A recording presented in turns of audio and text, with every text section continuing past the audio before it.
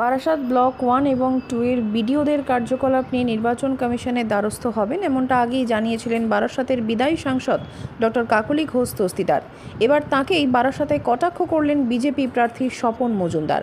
সংবাদ মাধ্যমের মুখোমুখি হয়ে তিনি জানান, আসতে বলেছিল কে ওনাকে, আর সরকারি সম্পত্তি থেকে লাগাতে বলেছে। উনি কি আইনের ঊর্ধ্বে না? ক্ষমতা সব জায়গায় দেখাতে হবে। উনি বলছেন উনি যে ভুলে গিয়েছে এটা নির্বাচন, এটা টিএমসি দল নয়, চোরেদের আড্ডাখানা নয়।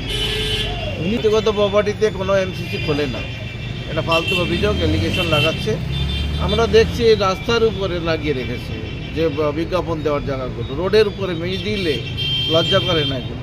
জানে না তারা? উনি বলছেন, নিজেই বলছে নির্বাচন কমিশনকে জানাবেন বিষয়গুলো। জানাক না।